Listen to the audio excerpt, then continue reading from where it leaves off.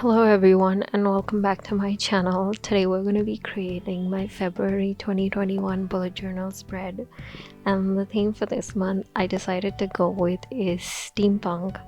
Now the idea was to keep it pastel but add that very metallic finish vibe, and it was the best idea to go with graphite rather than paint, because I wouldn't be able to create depth when using even my Finetec metallic finish paints.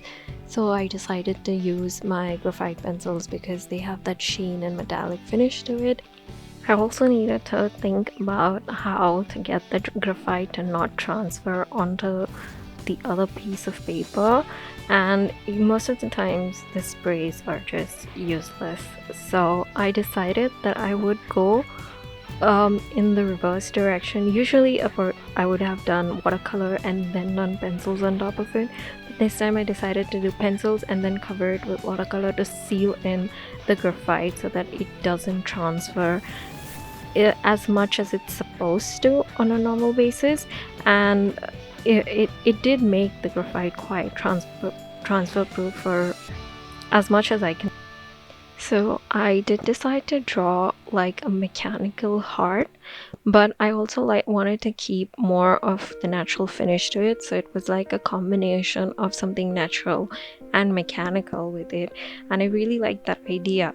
So I went with parts of it being mechanical and the other parts just being natural, which are later done with the graphite, with the watercolor, sorry. And the graphite did actually take a lot of time, so I did have to cut out a lot of footage from this because it took almost forever for me to do it. So if anyone wants to see the entire process of the graphite, I'm willing to make a separate video for it, but it's a very time consuming medium and it does take a lot of time to just get it right and get it finished, even though I've done it like for a very small part of this entire work. Of course, I did want something a bit more livelier with the graphite that I was still using, and so I went with more pastel tones than going a bit more darker or something. And I kind of like this color scheme that it ended up turning up into, and I wanted a very clean finish yet a very rough look, which like the clean finish ends up coming with the pencil, but the rough look ends up coming from the watercolors that I will be doing. You'll be seeing it in the video later on.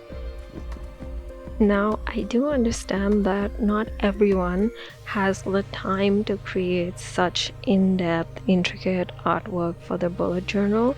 So if people want, I'm willing to upload these as printables for people to purchase and download, so you can use them for your bullet journal.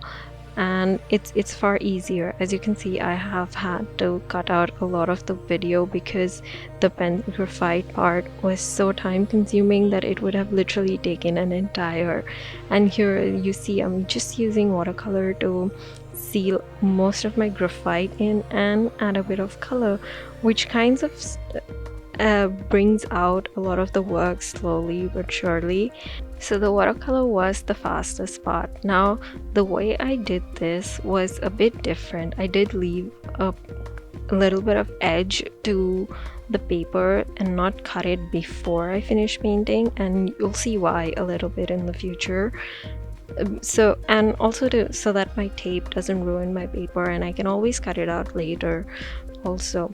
Now I did do the quote page next because I had to work on both of them together when I was doing the next process, and I kept it really simple for the quote page. I didn't add in as much detail as I did for the monthly, and as you can see here that I'm working on both of those together, and I'm doing this drip pattern, and then I added a bit more depth to the rose. I'm not the biggest fan of roses, but I think it ended up I kind of ended up liking this piece a lot. So here I am using my silver Finetec paint to paint in February, and the font was a bit difficult to draw in the beginning. It took a lot of time to do this font, and I have only kept it on the cover and the quote page, not throughout, because it was very time consuming to even create the font and paint. And the thing is, if you see, my hand is a bit jittery at this point. I have no idea why, but it was just something that happened. Now for the quote page, like I said, I wanted it simple, and the quote I decided to choose for this month was, "Don't watch the clock, do what it does, keep going." And I felt that was a great quote after continuation from the month of January. I did end up messing up a lot of the lettering because of my jittery hand, and I was just unable to paint, lack of motivation and inspiration, which is why this video has been delayed for like a week.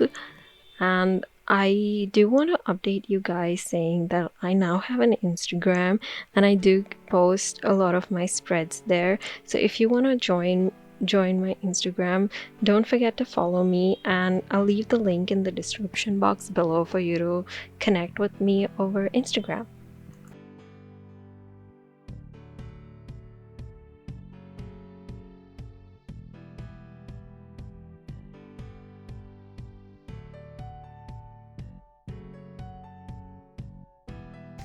So now it was time to cut my paper out and stick it, and I did mess it up quite a bit. I ruined my paper at the back, but I did manage to salvage it and keep it, and it ended up tearing a bit, but I do end up liking how it still has that rough edge to it, and I decided to add a bit of light lettering to it.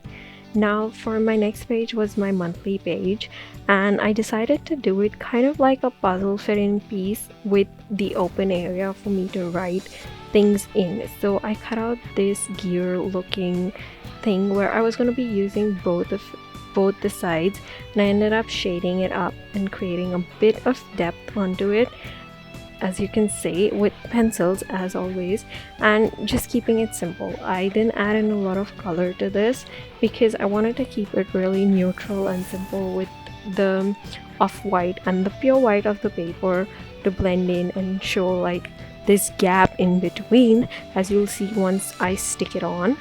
And I just keep sharpening the edges by putting a piece of paper and using pen eraser to erase it, so it gives me sharp lines and sharp edges.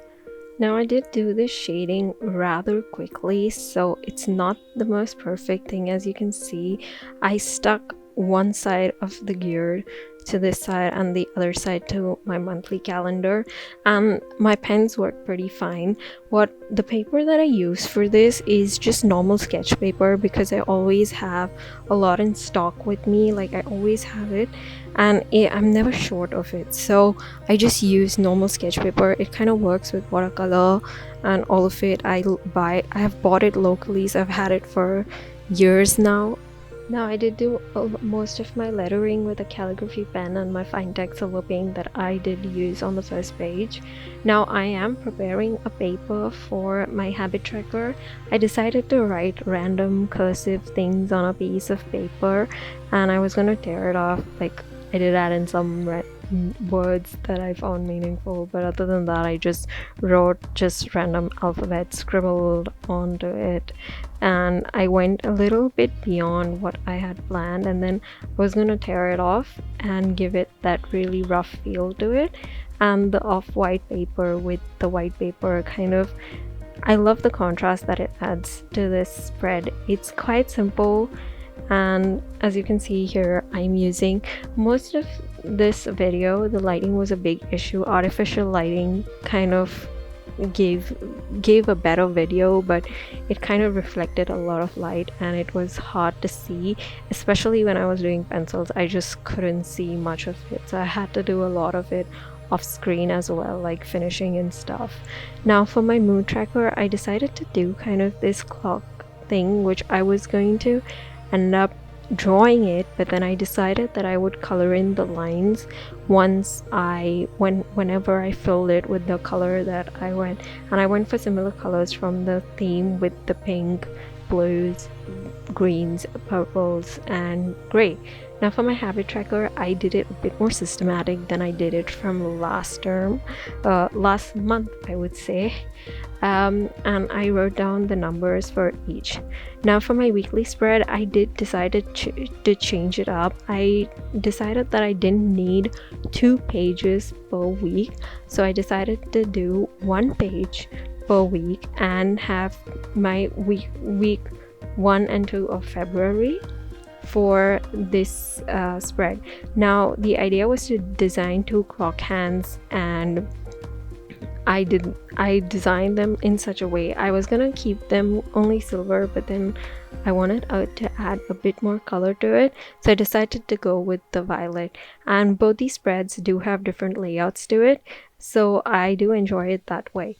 So it does end up adding a lot of variety, which I do like. And even though it is far more simpler than I did last month, this month, as you can see, for the second week, I'm adding these incomplete circles, and I just used a random cap bottle to just have the layout done.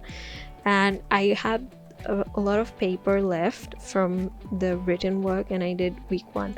And now for the final flip through.